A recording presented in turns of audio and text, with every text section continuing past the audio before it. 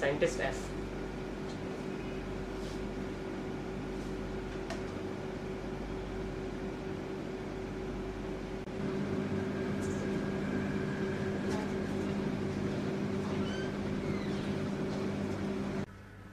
नमस्कार, मैं ITDC India Bhopal ST Virendra. एक बार फिर हम अपनों से अपनी सी बात प्रोग्राम के लिए हम इस समय हैं BIS Bhopal office, bureau of Indian standards, और यहाँ पर मेरे साथ हैं यहाँ के वरिष्ठ अधिकारी mister Ajay Bhatnagar, scientist F, Bhopal office. मैं सबसे पहले उन्हें वेलकम करता हूँ। वेलकम सर आईटीडीसी इंडिया के लिए। धन्यवाद जी। हमारा जो आज आपके साथ जुड़ाव का कारण है वो, जैसा कि हमारे दर्शक जानते हैं, फर्स्ट पार्ट में हम लोग देख चुके हैं कि हम लोग एक इस विजिट में जो हैं वो इस बात पर हैं कि BIS लंबे समय से यहाँ पर काम कर रहा है, और जैसा कि सभी ने जाना है कि 1986 में पार्लियामेंट ने जैसे इसको वो किया है, एक्ट लिया है, और हम 97 से लगातार काम कर रहे हैं। तो लगभग 87 से 2014, 1987 to 2014, एक 27 ईयर्स, एक लॉन्ग एक्सपीरियंस, एक लंबा समय हुआ है। तो आप BIS को अब इस समय कहाँ पाते हैं कि जहाँ आपको लगता है कि हम सेटिस्फैक्टरी लेवल पे काम कर रहे हैं? देखिए, बहुत अच्छा प्रश्न आपने पूछा है। और BIS का मुख्य उद्देश्य जब से इसकी स्थापना हुई है, जैसा कि पहले भी जानकारी आपको दी गई है कि पहले ये इंडियन स्टैंडर्ड इंस्टीट्यूट के नाम से जाना जाता था जी। और 47 से इसकी स्थापना हुई थी। फिर एक्ट के द्वारा इसको भारतीय मानक ब्यूरो का दर्जा दिया गया 1986। तो तब से भारतीय मानक ब्यूरो लगातार प्रयासरत है उपभोक्ताओं की जो भी समस्याएं हैं उनके समाधान के लिए। उपभोक्ताओं को ये सुनिश्चित करता है भारतीय मानक ब्यूरो कि उपभोक्ता जो भी उत्पाद का प्रयोग करें वो गुणवत्ता के अनुरूप हो, जो मानक बनाता है भारतीय मानक ब्यूरो उनके अनुरूप हो।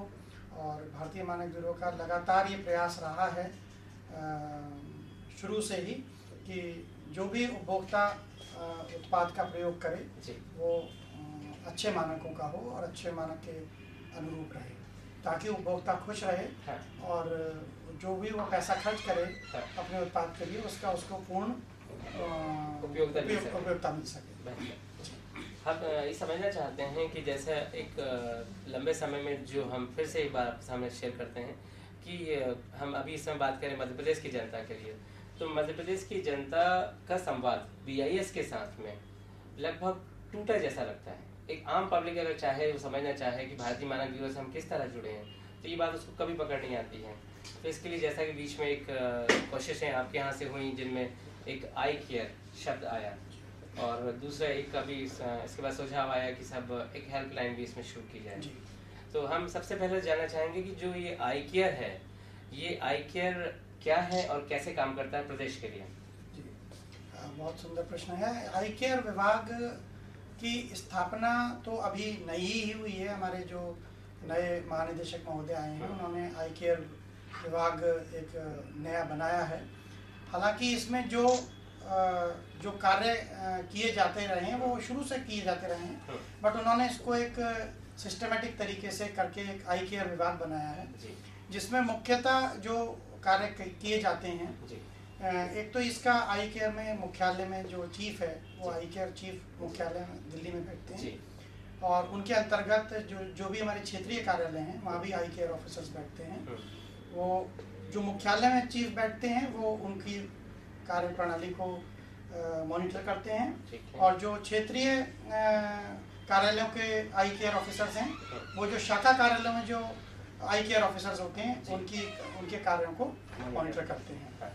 तो इस तरीके से सारे शाखा कार्यालयों में, सारे क्षेत्रीय कार्यालयों में और मुख्यालय में आई केयर विभाग खोले गए हैं, जिनको आई केयर अधिकारी उसको कहा जाता है। आई केयर विभाग की जो मुख्य जो कार्य हैं वो सबसे पहले तो यह है उपभोक्ता जागरूकता कार्यक्रम, जिसको कंज्यूमर अवेयरनेस प्रोग्राम बोलते हैं, वो करते हैं। उसका मुख्य उद्देश्य ये है कि जो भी भारतीय मानक ब्यूरो कर रहा है वो उपभोक्ता संरक्षण के लिए कर रहा है। तो जो हम अपने उपभोक्ता के लिए कर रहे हैं वो हम उपभोक्ता को ये जानकारी देते हैं कि उपभोक्ता की क्या क्या अपेक्षाएं होनी चाहिए भारतीय मानक ब्यूरो से, और भारतीय मानक ब्यूरो द्वारा प्रमाणित जो उत्पाद होते हैं या जो हॉल मार्किंग की जो ज्वेलरी होती है इसमें उपभोक्ता में ये उठता है कि जो आपने कहा कि जैसे दर्शक समझ पा रहे हैं कि जो आपने कहा कि हम आई केयर एक सिस्टमेटिक वो पकड़ में आता है कि सब दिल्ली एंड से शुरू होता है, हेडक्वार्टर से और ब्रांच लेवल तक पहुंचती है और एक मॉनिटरिंग के द्वारा एक कोऑर्डिनेशन में वर्कआउट हो रहा है। उसकी गतिविधि में जैसे आपने सबसे पहले कहा कि एक उपभोक्ता जागरूकता जो है, जो अवेयरनेस प्रोग्राम्स हैं उस पर काम हो रहा है। तो क्या इसके पहले आई केयर जब नहीं था ये प्रोग्राम्स तब भी चलते थे? ये तब भी चलते थे। तो उन प्रोग्राम्स में और आपके प्रोग्राम्स में क्या गतिविधि में कुछ आपको डायनेमिकनेस नजर आती है या आपको लगता है कि बेहतर तरीके से हो पा रहे हैं? बिल्कुल बिल्कुल बेहतर तरीके से हो पा रहे हैं, और इसको सिस्टमेटिक जो मैंने आपको बोला था तरीके से अब हो रहे हैं। उसका ये है कि अब मुख्यालय से बाकायदा टारगेट निश्चित कर दिए गए हैं कि आपको इतने उपभोक्ता जागरूकता प्रोग्राम करने हैं। तो भोपाल शाखा, मेरे को प्रसन्नता है बताने में कि भोपाल शाखा कार्यालय जो भी जितने भी टारगेट्स होते हैं, जैसे हमें 12 उपभोक्ता जागरूकता प्रोग्राम करने होते हैं, तो वो सारे के सारे उपभोक्ता जागरूकता कार्यक्रम हम कर पाते हैं और उसमें हमें बड़ा अच्छा वो मिलता है, एक्सपीरियंसेस आ रहे हैं, बहुत अच्छे फीडबैक मिलते हैं, काफ़ी उपभोक्ता उसमें आते हैं, उपभोक्ताओं का समर्थन होता है, उपभोक्ताओं का पूरा समर्थन होता है। और हम डिस्ट्रिक्ट लेवल पर और तहसील लेवल पर भी इस तरीके के प्रोग्राम्स का आयोजन करते हैं और आगे भी करने की योजना है। गत वर्ष में शुरुआत की है आपने तहसील स्तर पर जाकर? डिस्ट्रिक्ट लेवल पर तो की है हमने, बट अभी तहसील लेवल पर करने की हमारी योजना है कि हम वहाँ भी करेंगे उपभोक्ता जागरूकता कार्यक्रम। इसके अलावा आई केयर विभाग का और भी बहुत सारे कार्य हैं, जैसे हम इंडस्ट्री अवेयरनेस प्रोग्राम भी करते हैं, एजुकेशनल यूटिलाइजेशन प्रोग्राम भी करते हैं। इंडस्ट्री ये हम कॉलेज और स्कूल के बच्चों के लिए करते हैं और वहाँ हम उनको ये जागरूक करते हैं कि भारतीय मानक ब्यूरो की क्या गतिविधियाँ हैं, भारतीय मानक ब्यूरो क्या कर रहा है और उपभोक्ता के लिए किस तरीके से उपयोगी है जो भी ये कार्य कर रहा है, और मानक कौन कौन से उत्पादों पर बनाए हैं, कौन कौन सी सर्विसेज पर बनाए हैं। यानी हम अभी 3 पॉइंट्स पर डिस्कस कर चुके हैं। जैसा आप देख पा रहे हैं, ये हमें मिस्टर भटनागर बता रहे हैं कि सबसे पहले कंज्यूमर अवेयरनेस प्रोग्राम्स हमने चलाए हैं आई केयर के अंतर्गत, फिर आई केयर के बाद में जैसा उन्होंने बताया कि इंडस्ट्री अवेयरनेस प्रोग्राम्स भी शुरू किए हैं, और इसके बाद में एजुकेशन से रिलेटेड जो थर्ड प्रोग्राम बता रहे हैं मैं इसको फिर से समझना चाहूँगा कि जो कॉलेज एजुकेशन के लिए आप बात करें, इसमें क्या एजुकेशनल यूटिलाइजेशन प्रोग्राम में हम लोग ये करते हैं कि हम कॉलेजेस या स्कूल्स में प्लानिंग के हिसाब से और हम एक प्रोग्राम देते हैं जिसमें हमारी एक्सपीरियंस फैकल्टीज जाती हैं और वो वहाँ बच्चों को, स्टूडेंट्स को ये अवगत कराती हैं कि भारतीय मानक ब्यूरो क्या कर रहा है देश के लिए या प्रदेश के लिए, भारतीय मानक ब्यूरो में क्या क्या कार्य होता है और वो स्टूडेंट्स के लिए किस तरीके से उपयोगी है। जैसे जो हमारा जो मुख्य कार्य है भारतीय मानक ब्यूरो का, वो तो मानक निर्धारण का है, स्टैंडर्ड फॉर्मुलेशन का। तो स्टैंडर्ड फॉर्मुलेशन कौन कौन से स्टैंडर्ड उत्पादों पर स्टैंडर्ड्स बन चुके हैं, कैसे स्टैंडर्ड्स बनते हैं और कैसे हमारा सर्टिफिकेशन होता है, कैसे हम ISI मार्क देते हैं। तो वो एक प्रकार से हर स्टूडेंट उपभोक्ता भी होता है, तो हमें दोहरा फायदा होता है इस तरीके के प्रोग्राम करने का कि एक तो हम जो हमारे जो युवा पीढ़ी है उसको ये पता चलता है कि भारतीय मानक ब्यूरो क्या कार्य कर रहा है और वो किस तरीके से उनके लिए हितकर है, और दूसरा एक फायदा ये भी होता है कि वो एक उपभोक्ता भी हैं, तो उनको ये भी पता चलता है कि ISI मार्क में उत्पाद लेने का क्या फायदा हो सकता है उनको। इसमें एक प्रश्न ये उठता है कि हम देखते हैं बाजार में ग्रीवांस जो आती हैं, यानी अगर उपभोक्ता कहीं तकलीफ में है और उसे समझ में आता है कि वो ISI संबंधी तकलीफ है, वो कैसे आपको अप्रोच करे? क्या आई केयर इसमें कहीं पर मददगार है? जी, इसमें आई केयर का एक कार्य ये भी है, जैसे जो 5-6 कार्य हैं उसमें एक कार्य ये भी है कि एक तो हमारे पास इस तरीके की भी जानकारी आती है कि फला उत्पादक बगैर ISI का लाइसेंस लिए ISI मार्क का दुरुपयोग कर रहा है, तो उसके खिलाफ कार्रवाई की जाए। तो उसमें भी वो जो जिसे हम एनफोर्समेंट एक्टिविटी बोलते हैं वो भी आई केयर के कार्य क्षेत्र में आता है।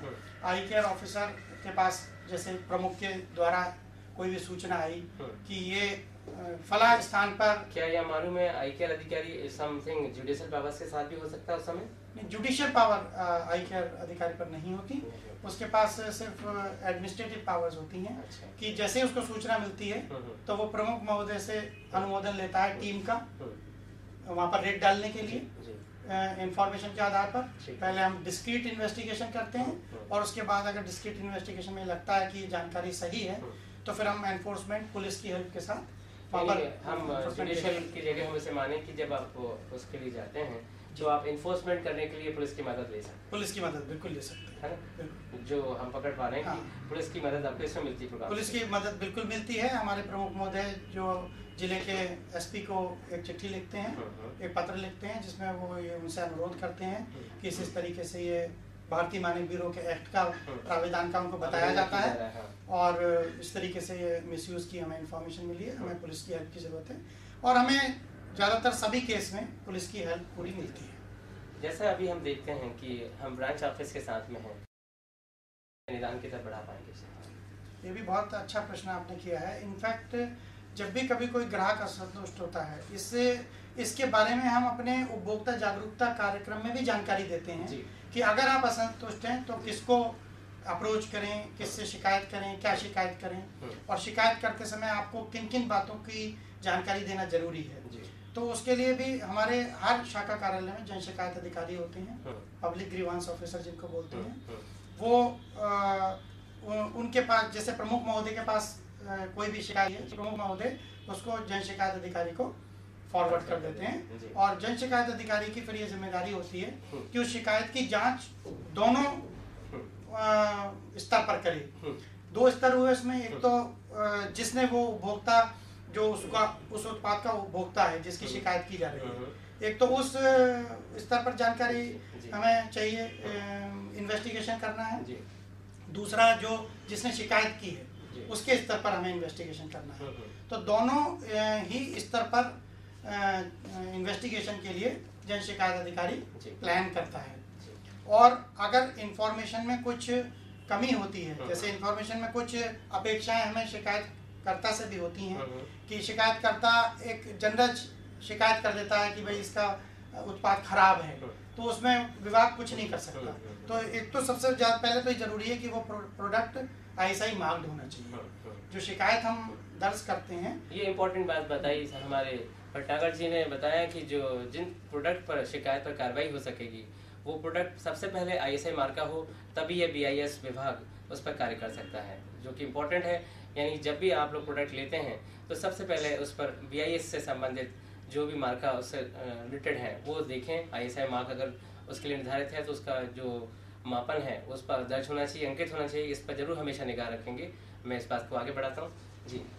फिर अगर शिकायतकर्ता से हमारी ये भी अपेक्षाएं रहती हैं कि वो उसका बिल उसके पास होना चाहिए। इसीलिए हम उपभोक्ताओं को ये उपभोक्ता जागरूकता कार्यक्रम में ही बताते हैं कि जब कभी भी आप कोई ISI मार्क प्रोडक्ट खरीदें तो उसका बिल अवश्य दें, ताकि अगर कोई शिकायत है तो हमारे कार्यालय में आकर बिल सहित, अदरवाइज क्या होता है कि वो ये कह सकता है मैन्युफैक्चरर कि भाई ये मेरा उत्पाद नहीं है, हमारे यहाँ से विक्रय नहीं है। तो बिल की भी जरूरत होती है और उसके पास उस उत्पाद का कुछ स्टॉक भी होना चाहिए। अगर स्टॉक भी नहीं है तो फिर उसका उस उत्पाद की जांच नहीं हो सकती, नहीं संभव है। लेकिन उसके बावजूद भी अगर उसके पास स्टॉक नहीं भी होता तो भी जो दूसरा स्तर है जिस उत्पादक की शिकायत की जा रही है वहाँ उस शिकायत की जांच के लिए हम हमारे जो प्रमुख महोदय हैं उनके अनुमोदन के द्वारा हम वहाँ भी एक अपना अधिकारी भेजते हैं जांच के लिए कि इसके यहाँ से खराब उत्पाद कैसे निकला, और वहाँ भी एक पूरा थॉरो इन्वेस्टिगेशन होता है। वहाँ जो नमूने वो बना रहा होता है, जो माल बना रहा होता है, उसके नमूने लिए जाते हैं, उनको टेस्टिंग के लिए भेजा जाता है और जो उसकी रिपोर्ट आती है उसके आधार पर जो भी उचित कार्रवाई होती है वो की जाती है। बिल्कुल, आपकी जानकारी बहुत सार्थक और बहुत ही उपयोगी है। तो हम ITDC इंडिया की तरफ से बस दो कुछ सुझाव हैं जिन पर हम उनके साथ डिस्कस कर रहे हैं। वो हो सकता है कि विभाग समझे और हमें भविष्य में वो चीज़ें भी देखने मिलें।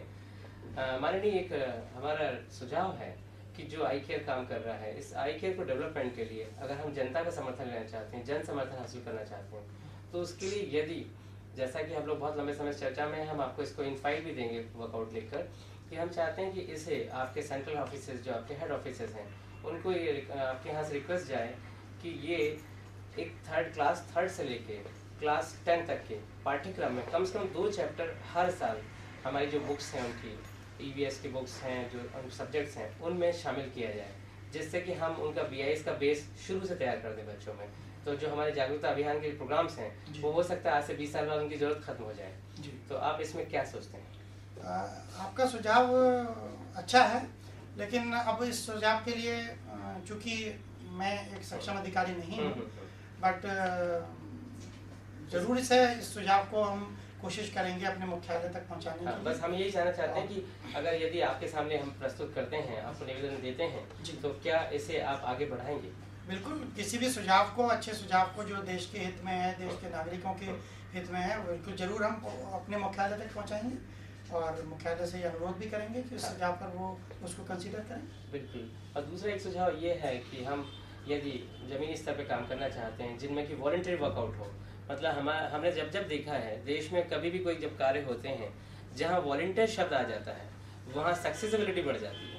जहाँ पर किसी वॉलंटियर शब्द का हिंदी में सरल शब्दों में कहा जाए, जहाँ पर उसके बदले में कुछ ना मिलता हो उसे वॉलंटियर कहा जाए, ऐसे वर्कआउट्स में हम जब काम देखते हैं तो वो सक्सेस ज़्यादा पाते हैं। चाहे वो कोई से मोटिव के लिए हुए आंदोलन हो, चाहे किसी संस्थान के लिए की गई कार्रवाइयाँ हों, जहाँ पर पब्लिक शामिल हुई उस आंदोलन को सक्सेस मिलती है। तो जैसा अभी हम देखते हैं कि ये जैसे आई केयर प्रोग्राम चला है, अगर ये आई केयर प्रोग्राम को पब्लिक में बच्चों तक हम इस पहुंचा पाएँ, तो जैसे एक सुझाव था कि इसमें क्या किया जाए कि हर स्कूल्स में, जैसे हमारे भोपाल में मोटा मोटा देखा जाए 600-700 स्कूल्स हैं, एक भोपाल को एक मॉडल के रूप में लिया जाए, स्टार्ट किया जाए, उसमें सभी स्कूलों पर एक जूनियर आई केयर रिप्रेजेंटेटिव बनाया जाए, जो कि 10 से लेकर 12 के बीच का कोई एक बच्चा होना चाहिए, हर स्कूल से एक बच्चा। और वो बच्चे आपके जो प्रोग्राम्स हैं, जो आपके आगे के मैंडेट्स हैं, जो आपकी गतिविधियां हैं, उनको उनके बीच में पहुंचाने में सफल हो, जो 2000 बच्चों के बीच में पहुंचे उस स्कूल से। इस तरह से हम देखेंगे कम्पिटिटिवली अगर 700 स्कूल्स हैं, 700 इंटू 2000, मतलब हम लगभग 2 से 3 लाख बच्चों के पास मैसेज हमारे गिनती के 600 जूनियर अधिकारी जो हमने बनाए हैं, जो कि वॉलंटियर वर्क करेंगे, जिसके बदले में सिर्फ हम ऑनररी, हम कुछ समझते हैं मेडल्स, हम कुछ समझते हैं कि कुछ हमारे यहाँ से प्रशस्ति पत्र, ये सब कुछ कार्रवाई के रूप में अगर देते हैं तो हमको लगता है कि ये आपकी जो अभी जागरूकता अभियान में है उसमें बहुत तेज मदद करेगा। नहीं, ये बहुत अच्छा सुझाव है आपका, और हम इसको जरूर से, मैं आपको ये विश्वास दिलाता हूँ कि आपके सुझाव को हम मुख्यालय तक पहुँचाकर अपना अनुरोध करेंगे, इस पर वो विचार करें। बिल्कुल।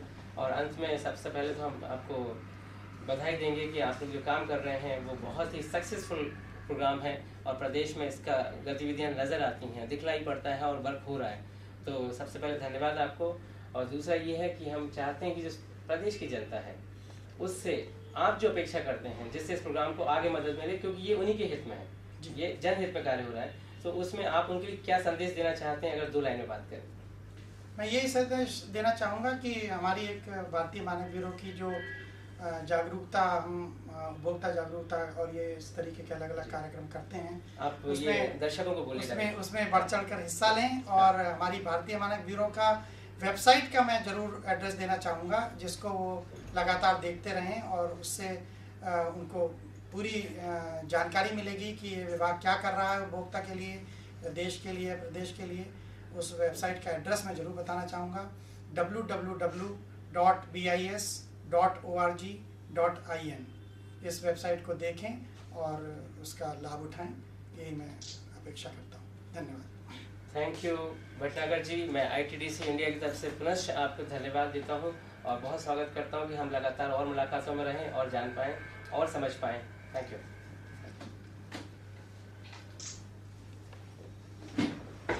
ये फाइनल स्टेज पर हैं जहाँ पर हमने BIS के प्रमुख अधिकारियों से चर्चा में जानने की कोशिश की कि प्रदेश के लिए, प्रदेश की जनता के लिए BIS किस तरह से अपनी एक अहम भूमिका दे रहा है। तो आशा है हमारे दर्शक इस बात से लाभान्वित हो पाएंगे और वो जैसा कि अपेक्षित है कि ये वॉलंटियर प्रोग्राम्स हैं जिनमें हम सबको आगे बढ़ के हाथ लेना होगा। ये वो प्रोग्राम्स हैं जो अगर आप समझें तो जैसे शहीदों की बात की जाती है, जैसे हमारे स्वाधीनता सेनानियों की बात की जाती है, ये वो लोग थे जिन्होंने देश के लिए काम किया। वो उस समय उसकी ज़रूरत ये थी कि एक मूवमेंट था देश में, कोई बाहरी पार्टी थी जिसे हमें निकालना था। अब हम देश के अंदर हैं और हमें देश को उन्नति देनी है, तो ये भी एक अपने आप एक नया मूवमेंट है कि देश को उन्नति देना रूप देती है। तो ऐसे में हमारी भागीदारी बहुत आवश्यक है। मुझे अपेक्षा है कि ITDC इंडिया के माध्यम से ये किया गया जन प्रयास आप सबको लाभान्वित करेगा और आप इस प्रोग्राम को सफल करेंगे, अपना अपने स्तर पर दिए जाने वाला सहयोग के रूप में। Thank you.